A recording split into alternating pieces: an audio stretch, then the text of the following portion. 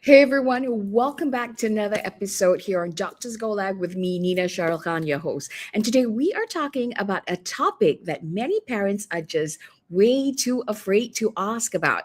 But we're going to be answering them head on in today's episode. Today we are talking about anesthesia for kids, whether it's safe or not. How do we keep our children safe during anesthesia, during surgery, that is? And what should every parent know? And what can you do to prepare your child as well as yourself before surgery? And to answer all those questions, we're going to be joined by consultant pediatric anesthesiologist, Dr. Faizal Zuhri Aziz from Columbia Asia Hospital Tebrau. Meanwhile, if you're tuning in right now, drop us your name in the comments. Hey, Cheju Male, welcome. Let us know where you're tuning in from. Let us know your name and what would you guys learn. What would you guys love to learn in today's episode? And of course, we have the quiz also happening right at the end of the Q&A, so you definitely want to stay tuned because today you get to win a vacuum flask set. It is up for grabs. All right, so if you'd like to know, let me know in the comments. Okay, be sure to hit the share button, tag your friends, and stay with us all the way till the end because you could just be our lucky winner. All right, now all this is happening right here on Doctors Go Live with me, Nina, and our special expert for today. But first, let us take a look at this video first, and we're going to be right back after it.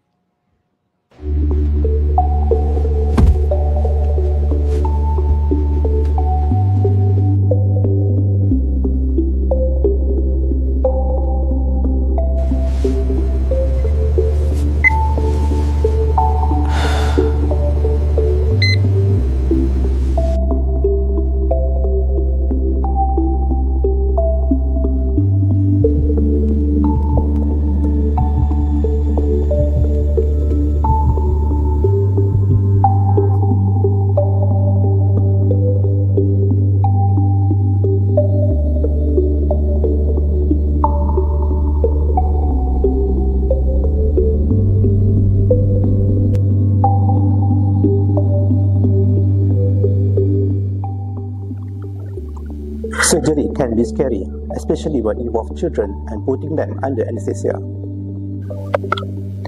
But with the right protocols and specialized care, your child can stay safe and comfortable from start to finish. I'm Dr. Faizal Zuhri Aziz, consultant pediatric anesthesiologist at Columbia Asia Hospital Tebrau. Join me in the next episode of Doctors Go Live, where I walk you through how we keep children safe during anesthesia, what really happens behind the scenes, and what every parent should expect and ask before surgery. It's all happening on 7 January 2026 at 3 p.m. Definitely an episode you would want to miss. See you there!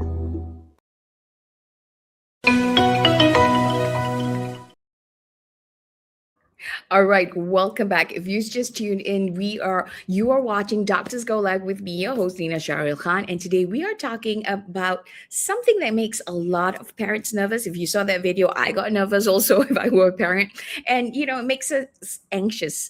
The topic for today is anesthesia for kids, safe or not. Now, joining us today is the guy that you saw earlier, the cool doctor, Dr. Faizal Zuhri Aziz, a pediatric anesthesiologist who works with children every single day in the operating room.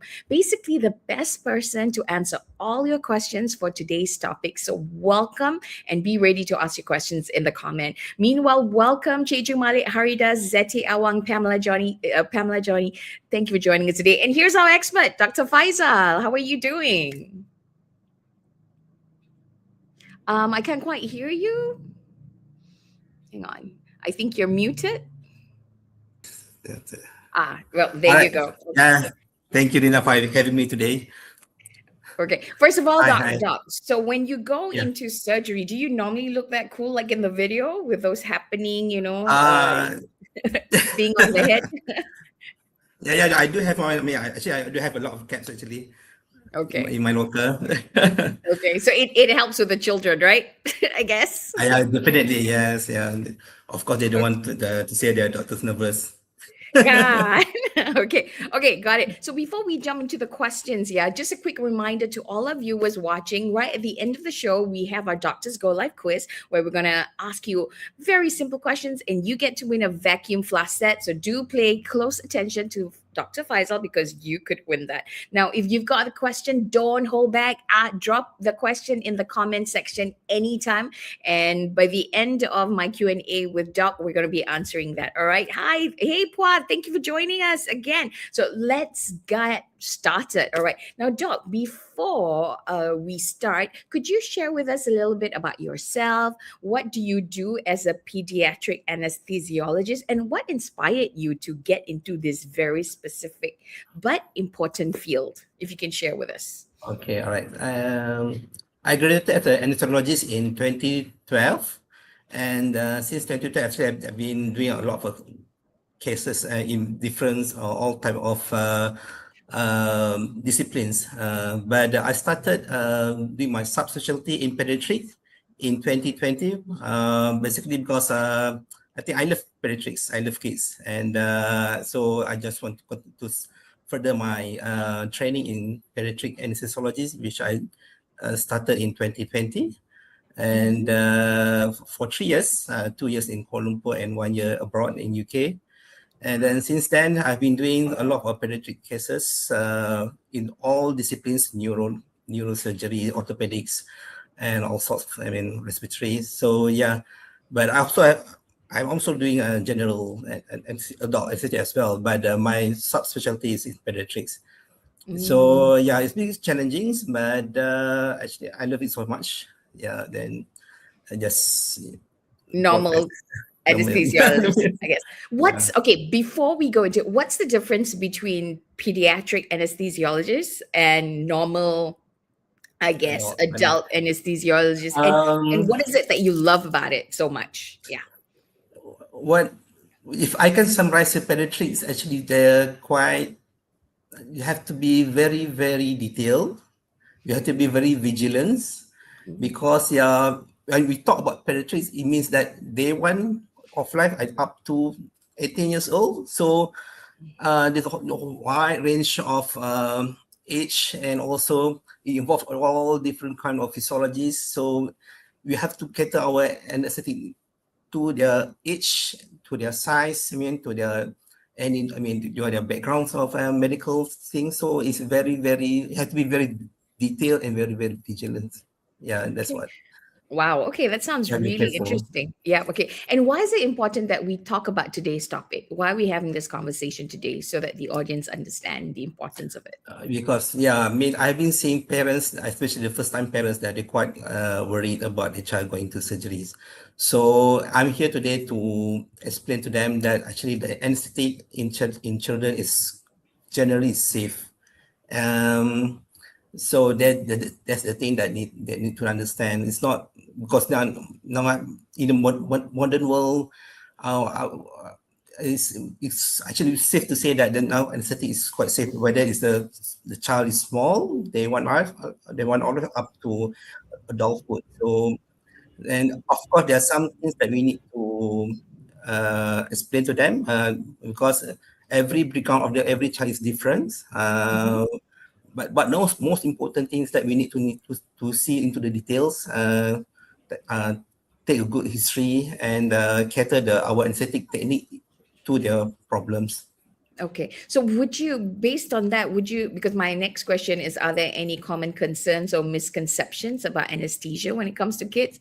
Is it that a lot of people think it's generally unsafe for kids? Just wondering, is that a common misconception?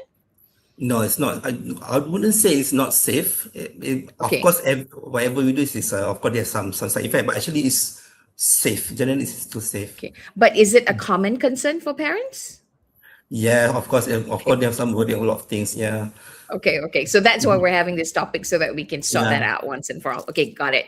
Okay, kind of thing. So let's get into the slides then, shall we? All right, Doc. So when it comes to this topic, do a lot of parents worry? Just wondering. I would say those parents who worry much is those young parents. Okay.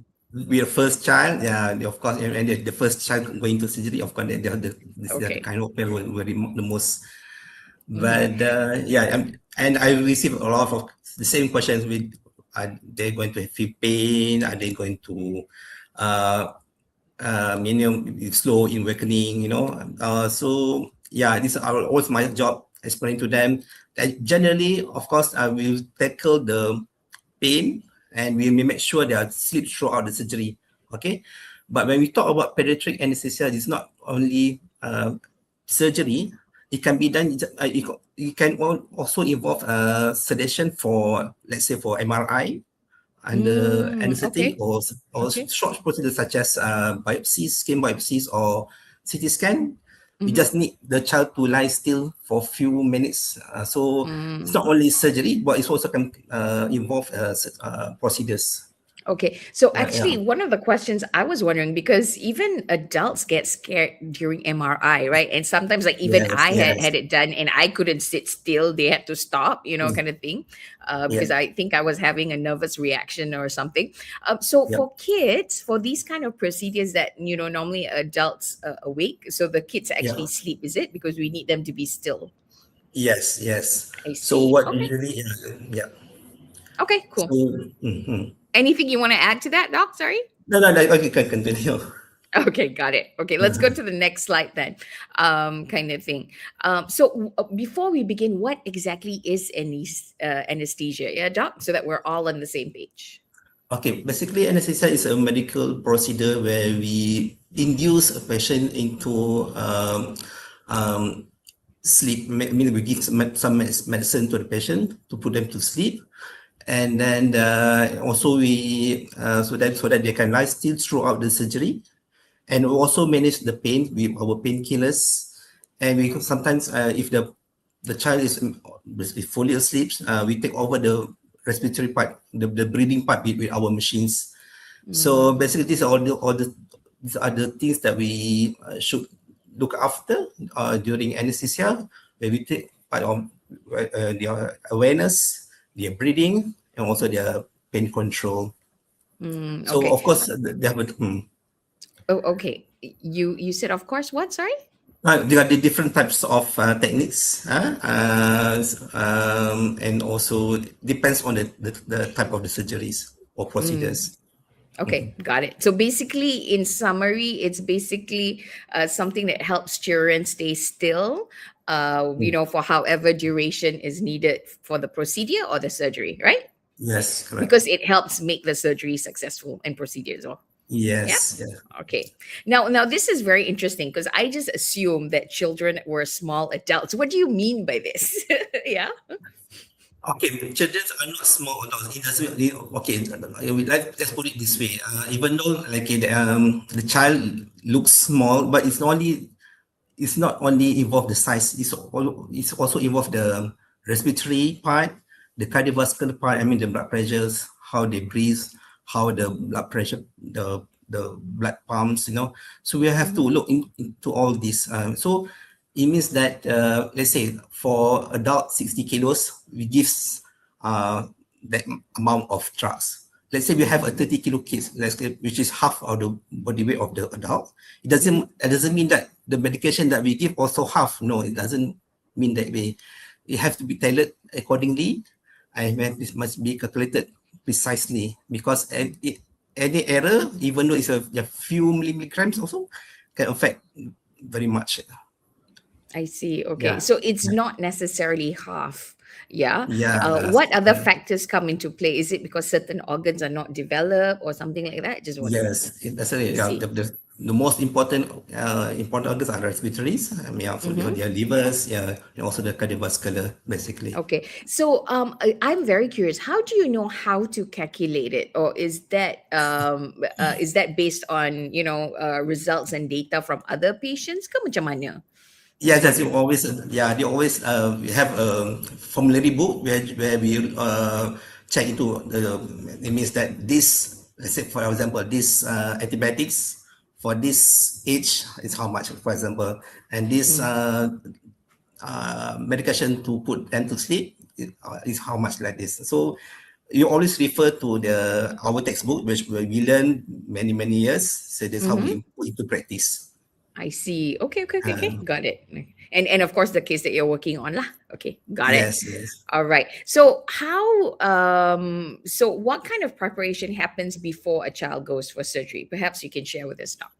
Okay, so usually for small child, for the small children, they always come to theater with the parents, together with the parents, and that's where I will first greet them and I mean make a rapport with the children if possible, and then this when I will ask the history from the parents, I mean the birth history, whether they have any problems when during childhood, and is any history of allergies or any medical background, any history of surgery in the past. So these are very important details that I need to know before I start with the anesthetic part.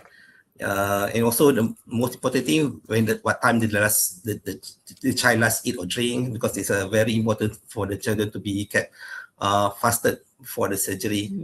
Yeah. Okay. All right. So all this is careful preparation, yeah, kind of thing. Yeah. Okay, so meet your anesthesia team. So this is very interesting. So when it comes to the anesthetist, I guess for a child, is it just? I always thought it was one person, but it's actually a team. Is it, Doc? Perhaps you can Yes. share. Yeah. For And anesthetic part, what are their roles? Yeah. so basically for the anesthetic part is led by the anesthesiologist. But it's assisted by a staff nurse, we call a GA nurse, a general assistant nurse, and there are a few others in the theatre who help each other. We work as a team. We can't work only with surgeons, and also we need other support staff as well, who measures all the equipments are there, the OT is running well, all the equipment all plugged in, everything is there. So yeah, we work as a team. It's not when we talk about anesthetic team or OT team, it doesn't mean surgery, a surgeon or anesthetic. It means the whole staff, because we need people to handle all this kind of work, because you can't work alone basically. So usually, how many are there, Doc, in the team, in the anesthesia team? Okay, at least I would say at least we have two anesthesiologists and also the staff nurse. But we put all together in the operating theatre, we at least about 7 or 8. 7 or 8, including the surgeons. Yeah. Okay, and what are the roles that you guys play in there? Just wondering. The anesthesia. Okay, basically for me and myself and my assistant, basically the most important thing is to make rapport with the children, so that the children feel more comfortable, less nervous, and then just to play around, with the kids, and make sure they don't get so nervous. Sometimes not only the child's nervous, the parents themselves pun nervous juga. Exactly. So sometimes we have to, make sure, they post to the parents, okay, mommy, don't worry, we look after your child, So basically, the parents will stay with us until the child asleep. Then we escort the mother or the father out. So this the moment that it's actually quite stressful. The moment the parents bring in their child to the theatre until the child is asleep. I think that is the most stressful. Yeah, I think I would say 50% of them will start, crying, and start nangis. And then the kids will start getting nervous. Kid tu dah tidur. After the kid tu. Dia tidur okay lah. The kid tu, depends on the kid lah. Depends. Sometimes I think kids tu ada yang okay, ada yang quite nervous as well. So yeah, this is our role. Yeah. Okay, and once they're asleep, what would be your role?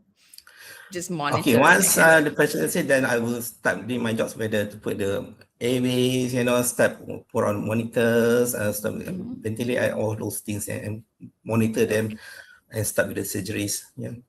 Okay, got it. So basically, I always assume there was one, but since there's two, and then there's the other nurses, you sit as a team of 7. I guess you guys are like the Formula One team, when the car comes in and kind of thing. So that's your role. Yeah.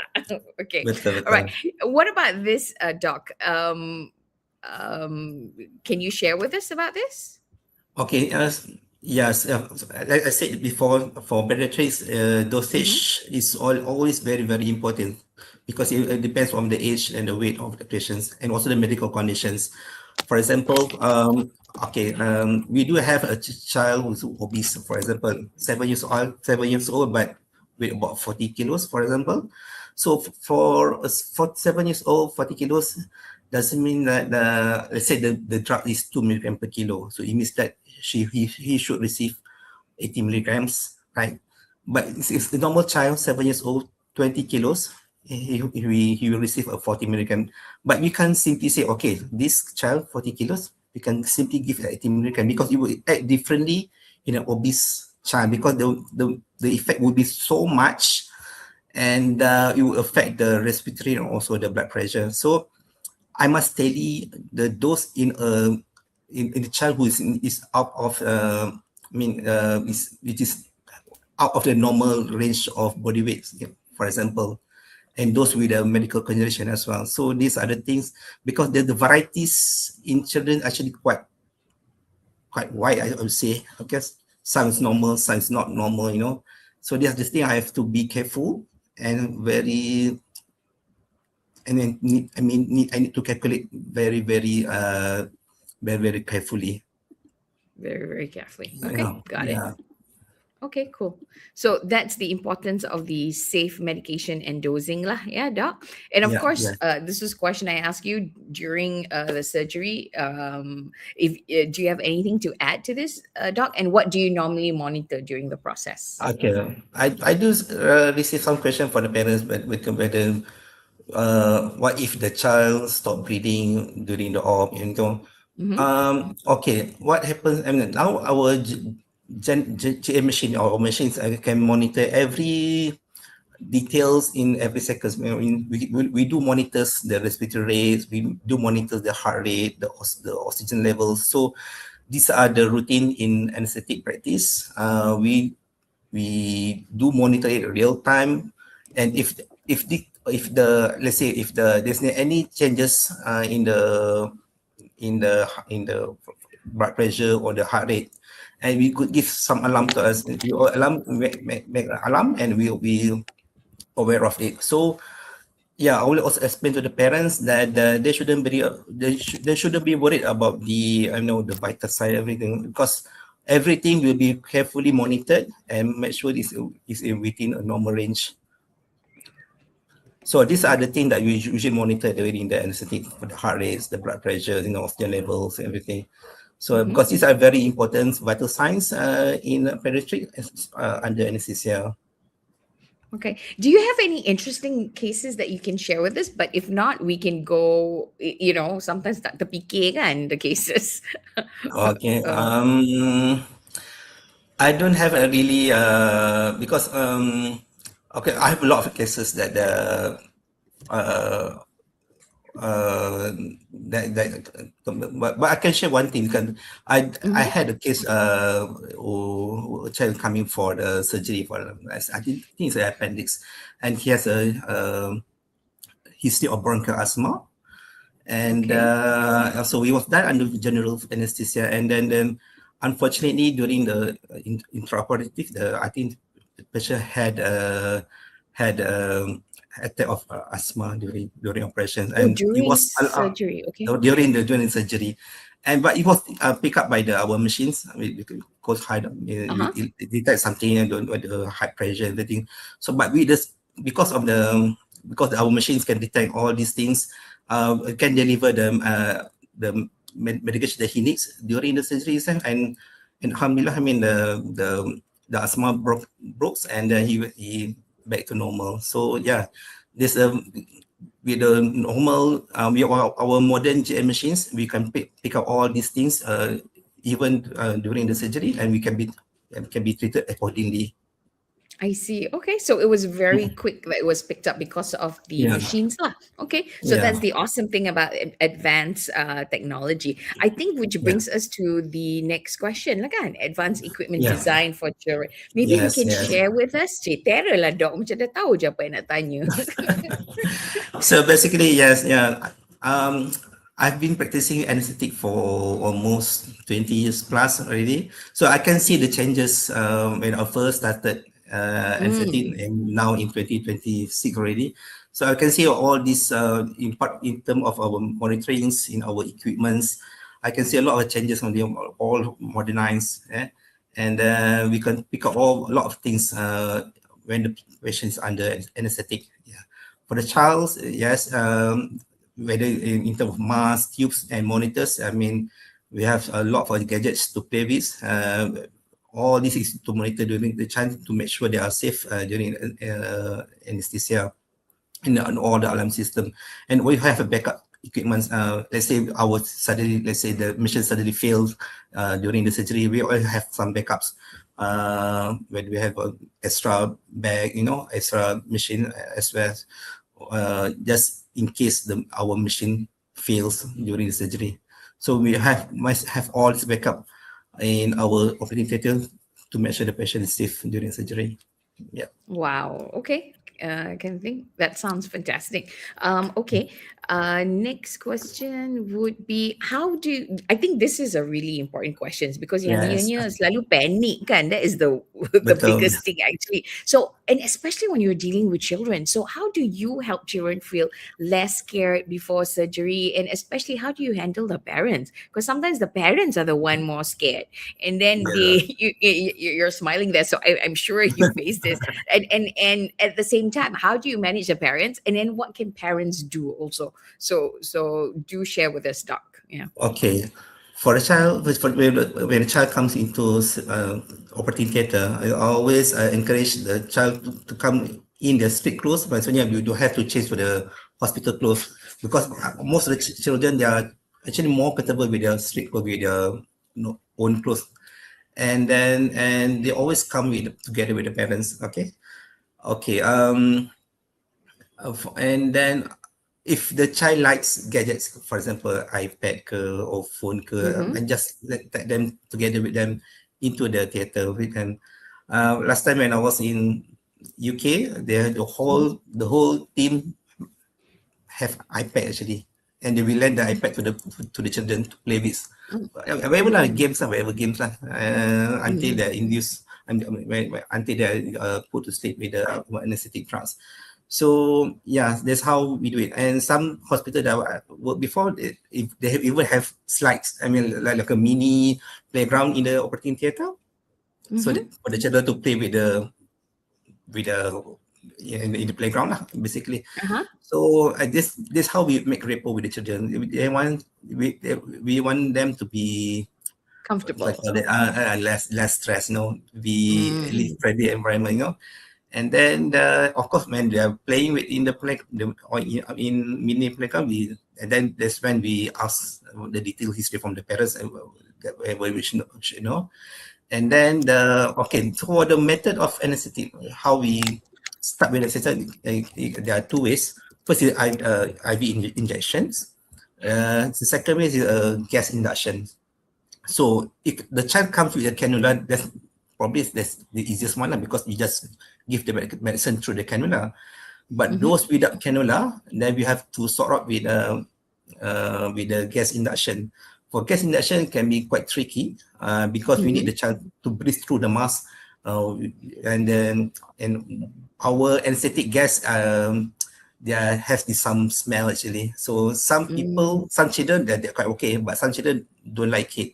So that's how we try to, to convince them this okay. Try to and just talk to them. Okay, don't worry, macam tiup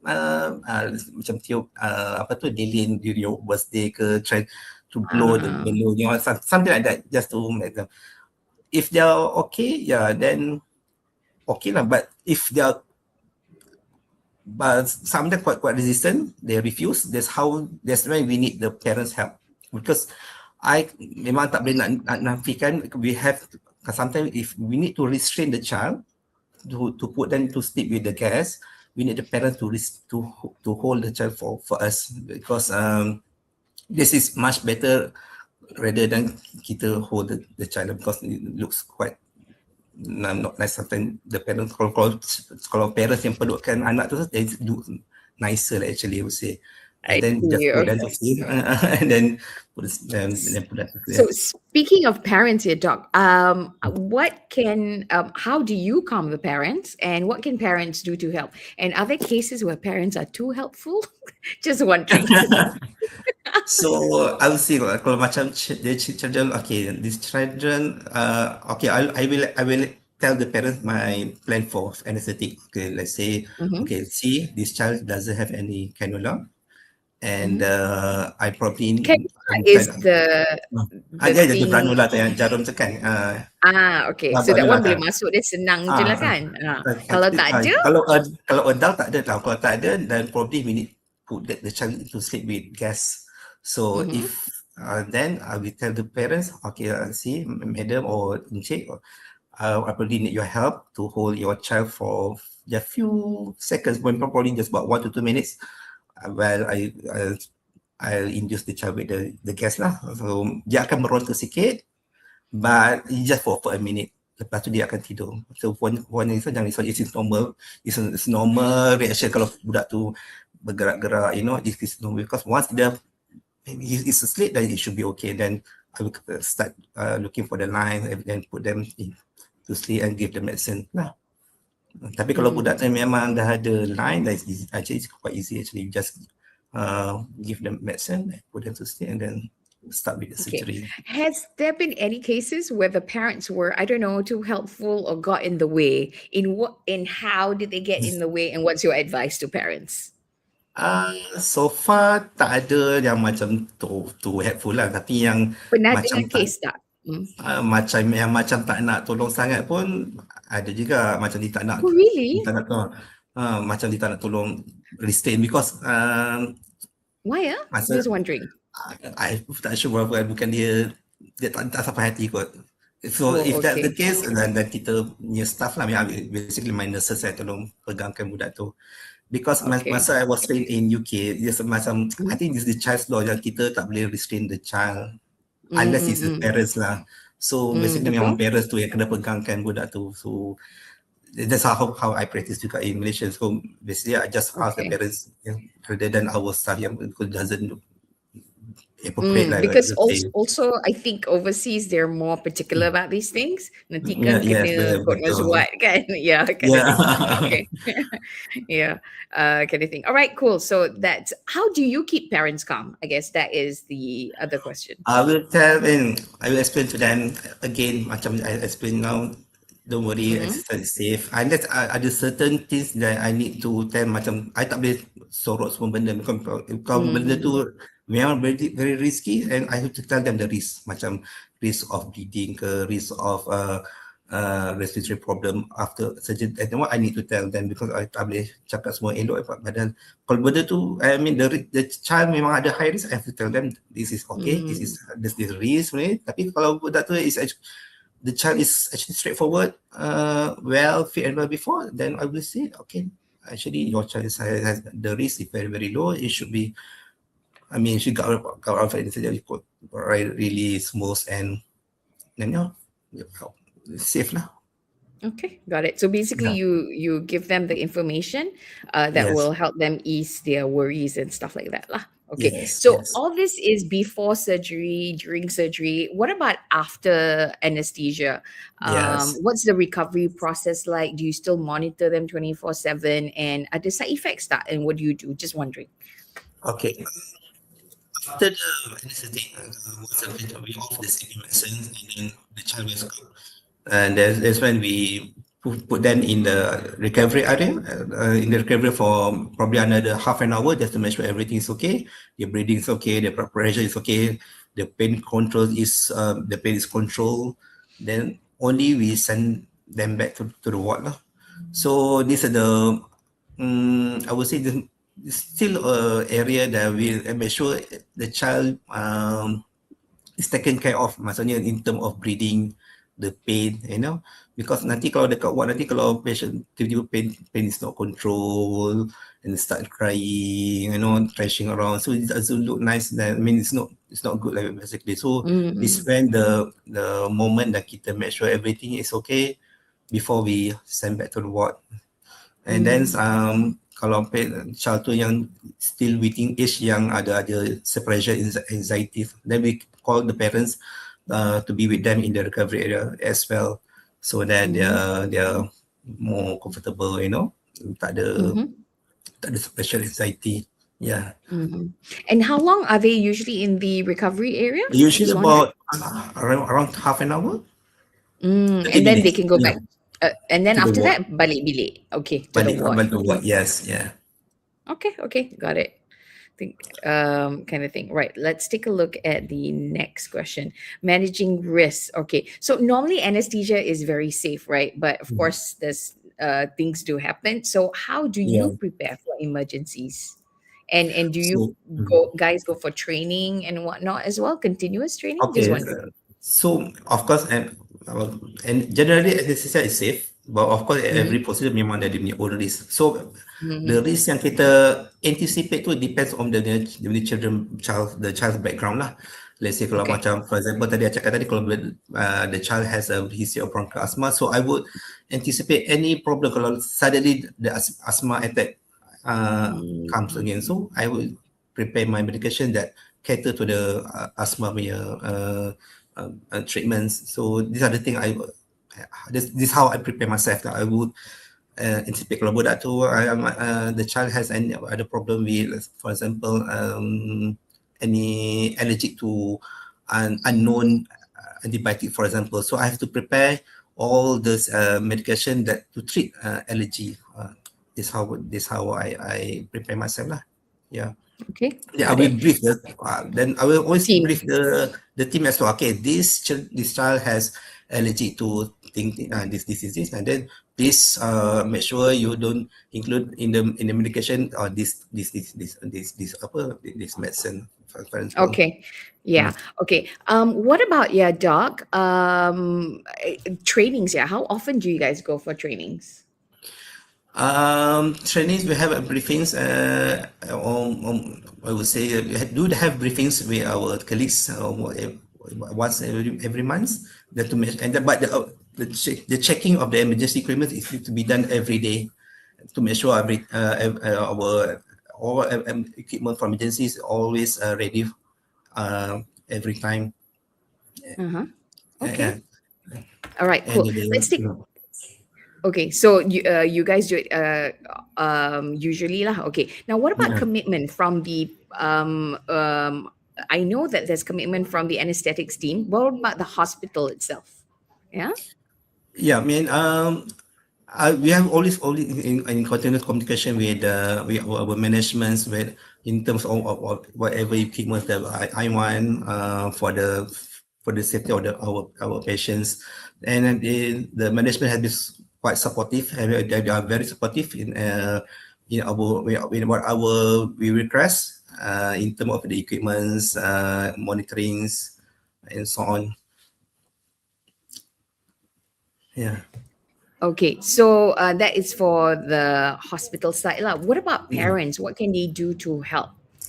Okay, basically the parents, I think the most important thing is that they should know details on the child's medical histories.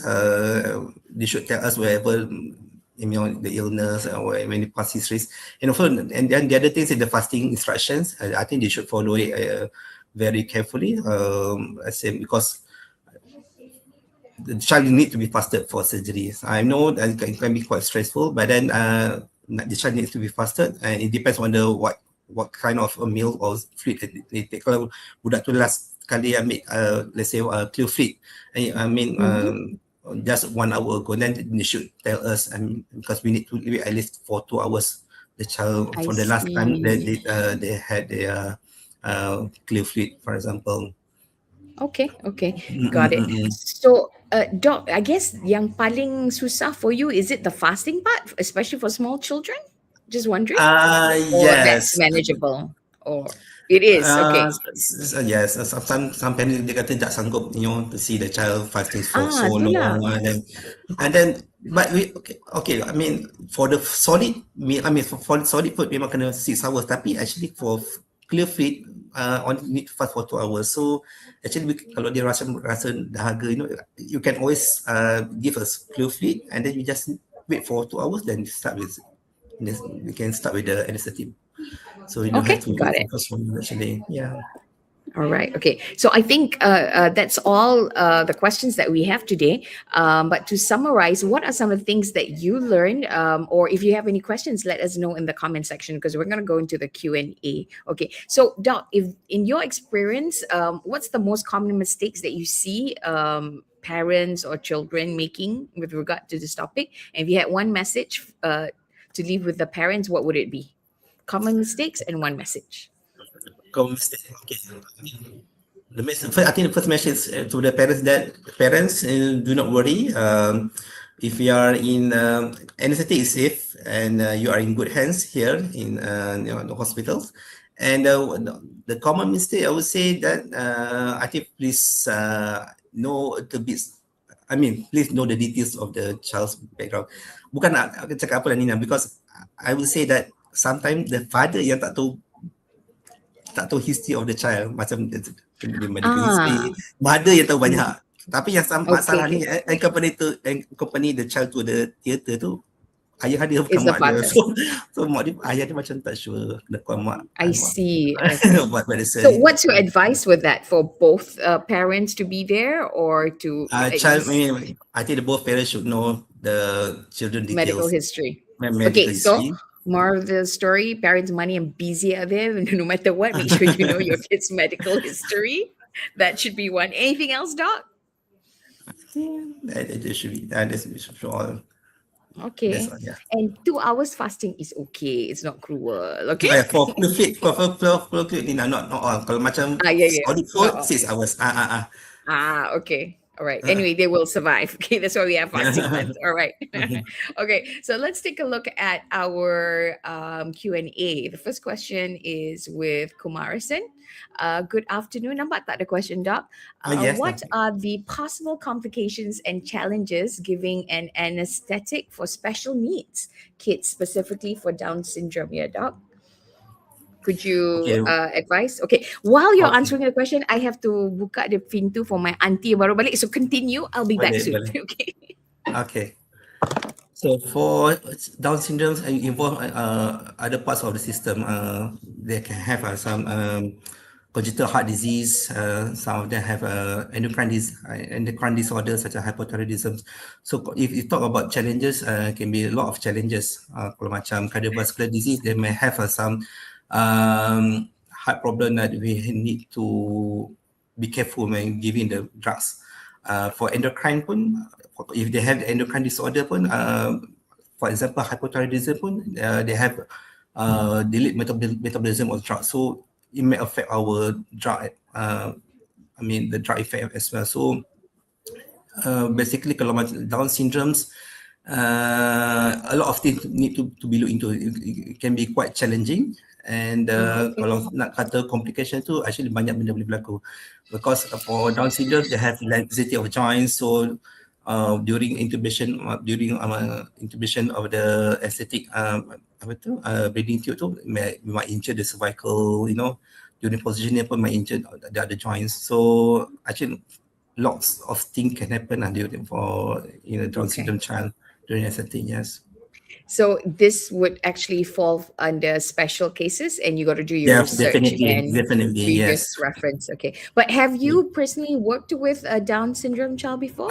Yes, of course. Yeah, I've been. And the surgery was awesome, I guess. Yeah. But we have been very, very careful. Yes.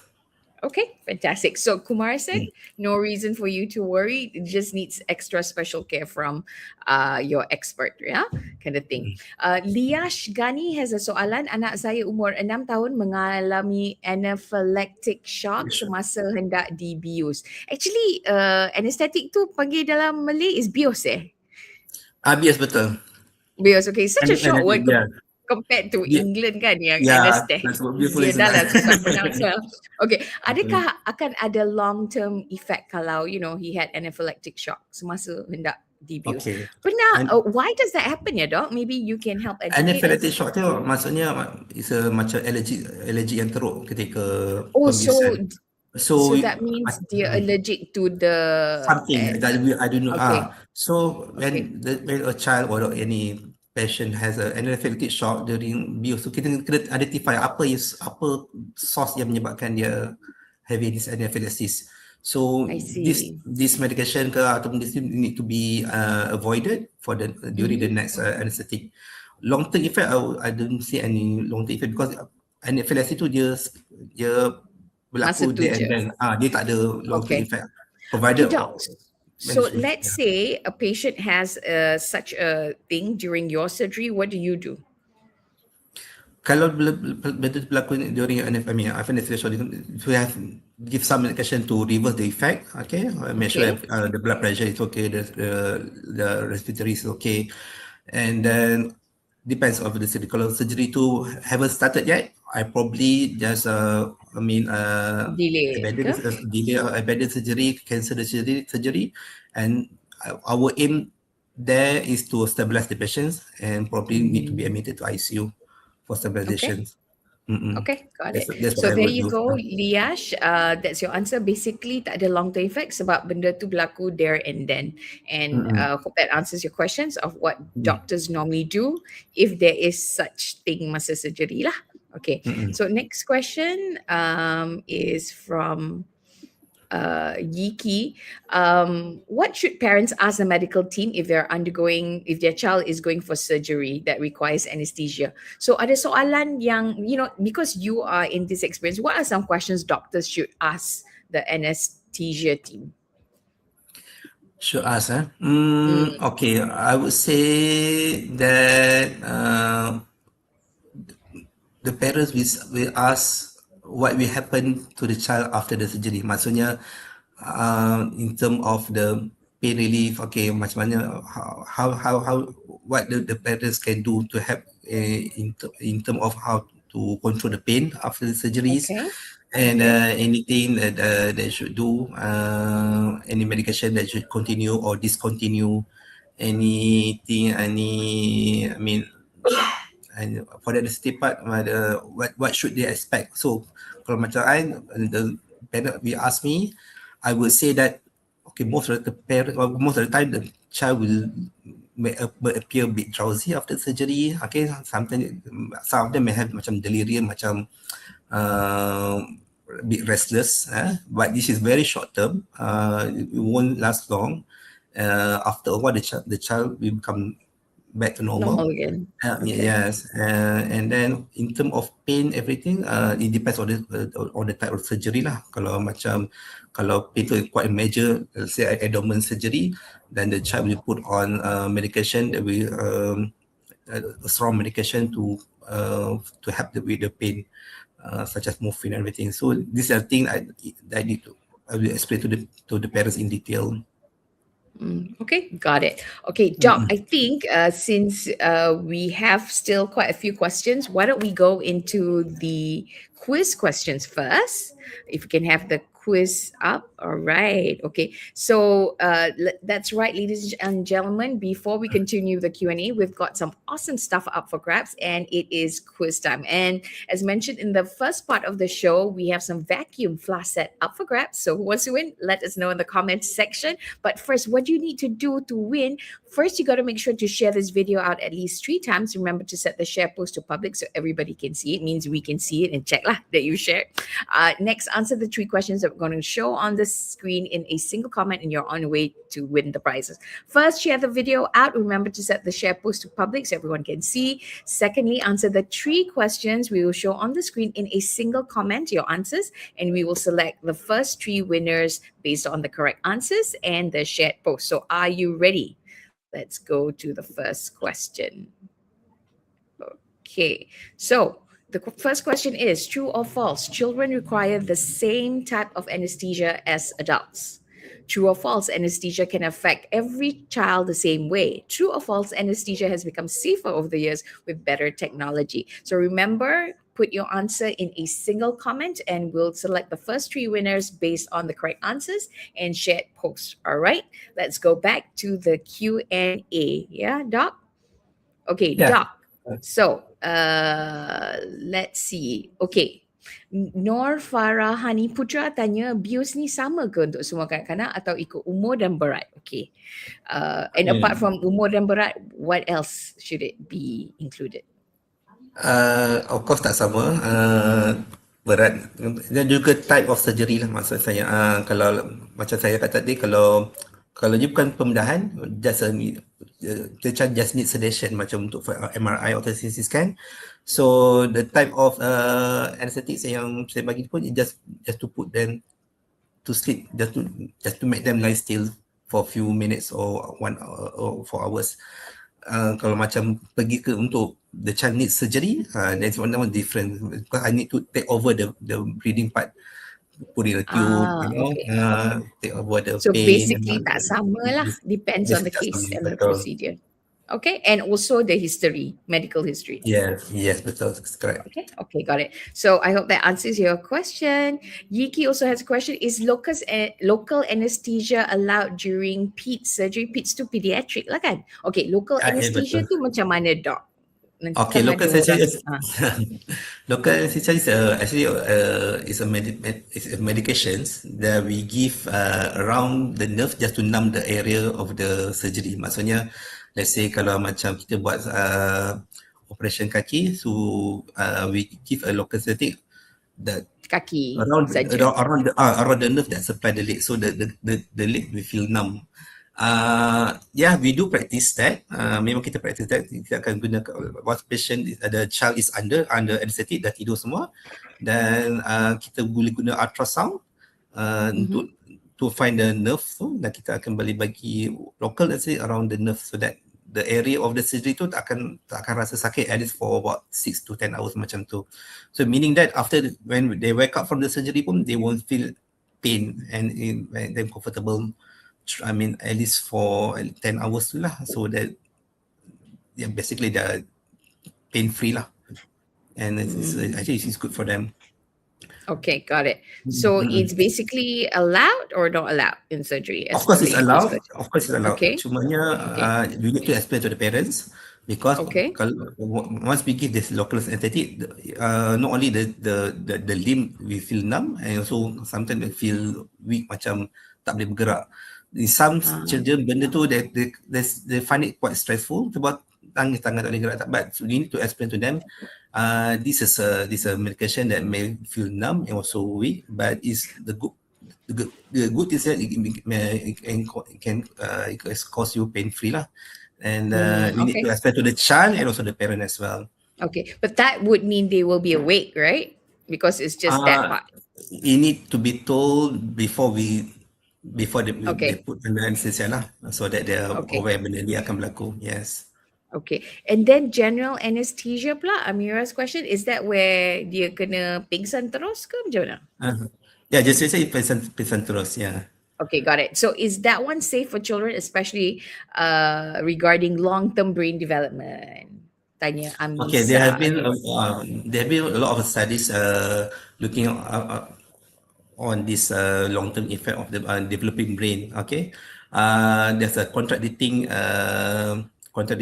evidence lah. Tapi in general, the latest data, the latest study has shown that actually anesthetic is safe for the developing brain.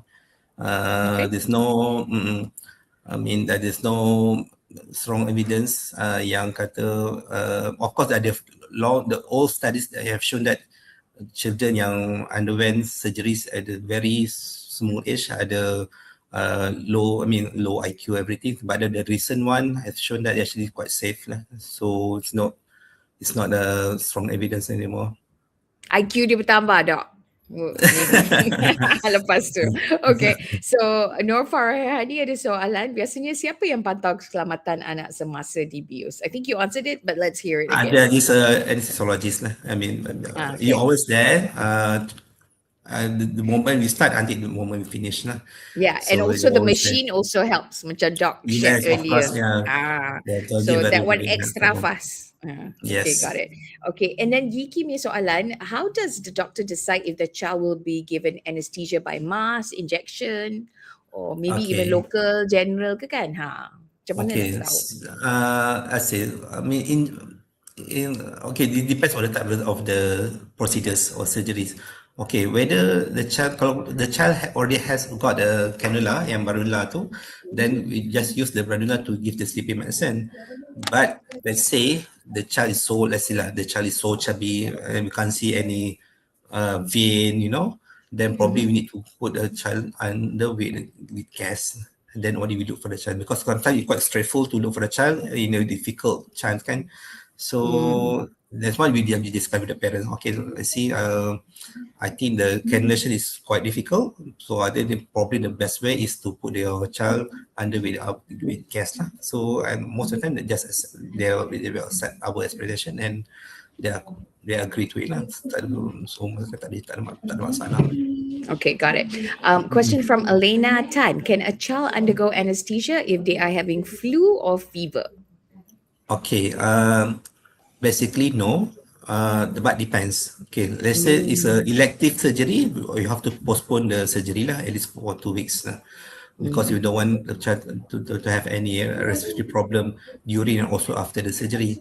Tapi let's say it's a emergency surgery, let's say appendix, ke apa-apa, anything need to be done, then we have to explain the risk to the parents, then we have to do it anyway, and then we have to be careful and look for any complications lah, and manage it accordingly macam tu. Okay, that's a really good question. So thank you very much, Elena Tan. Another question: what should the parents monitor for the children after they return home, and for how long?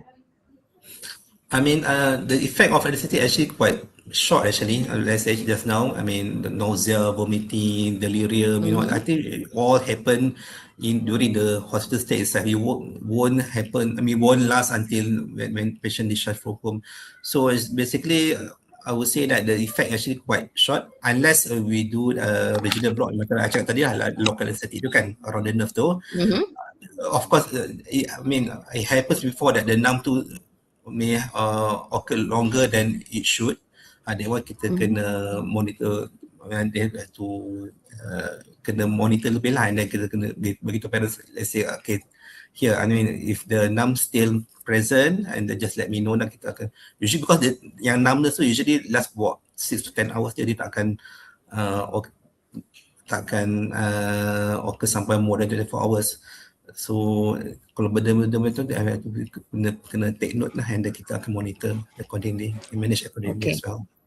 All right, got it. Okay, so we already have our winners, but I've got 2 more questions, so we'll go through it very quickly. Maureen Lam is asking, is spinal safe for children? I'm not quite sure what that means, but maybe you do, Doc. And her next question is, will children get memory loss? That will be interesting. So is spinal safe for children? Okay, will children get memory loss? Okay, yeah. Spinal tu maksudnya kita administer anesthetic drug to the spine, macam spinal in adult. Okay, I had done before, but not in a big child. I've done in babies, small babies, probably 3 to 4 kilos, underway for herniatomy macam tu. Very short procedure. Yeah, I have done before. And actually quite safe, yeah. It's quite safe. Okay, and Maureen's will they get memory loss? I have not seen or heard encountered any child who had memory loss after anesthetic before now. So okay, so there you go, Maureen Lam. Okay, next and final question is Nisa. If the surgery is postponed, is it better to wait until the child is older? Depends on indication. Kalau the child needs to have the surgery at the age, then they have to proceed. Depends on what's the indication. If indication is then, I think the surgery need to be done. Kalau the surgery is not necessary, probably wait when the patient is bigger. All right. Depends. Usually this one we have communication between the surgeon and also anesthetist. Okay, got it. So definitely, I mean, if the child is in danger, why would you want to postpone the surgery, right? So I think that's Yeah, the answer. betul, Hope that betul. answers it. Yep. So we do Yep. have our winners, but before we announce our winners, ladies and gentlemen, let's find out what the correct answers to the quiz. And for that, Doc, you tolong I, ya? Boleh? Okay, boleh. All right, so let's take a look at the first question. True or false? Children require the same type of anesthesia as adults. False. Obviously. So true or Yeah. false? Anesthesia can affect every child the same way. True or false? False, yeah. Okay. And last question is anesthesia has become safe over the years with better technology. True or True. false, Doc? True. True. Okay. So basically, false, false, true. Okay. And the winners are, let me see. Our three winners are Desmond Hing, Puasan, and Evelyn Bulan Fisher Edin. Congratulations to our winners. Now, we are going to be contacting you after this within a day or two to get your details. So be sure to check your Facebook Messenger inbox. All right. So that brings us to the end of today's episode of Doctors Go Live. Thank you so much, Dr. Faizal, for answering some of the biggest questions that parents may have. Congratulations to our winners. And if there is one take home message for me, kids are not small adults. That is one. Yeah. And no two cases are the same. It depends on the medical history. So make sure that you parents, whether you're a dad or a mom, please make sure you have your child's medical history because it's important to know. And that makes for the most successful surgery. Betul tak, Dok? Betul. All right. So that's all from us today. Now, to all moms, caregivers, dads, remember you're not alone. It's okay to ask questions and feel nervous. What matters most is being informed and supported and have that information on your child. If you found today's episode useful, if you know someone who's really going to appreciate the tips and insights from today, please do share this video out to them because you never know who it's going to make a difference to. And do give us lots of love and likes while you are at it. Now, we're going to see you in the next episode. And meanwhile, thank you, Dr. Faizal. Let's give him a round of applause. Thank Yeah, you. stay curious, stay safe, and take care of those tiny hearts. Thank you and bye. Thank you. Bye.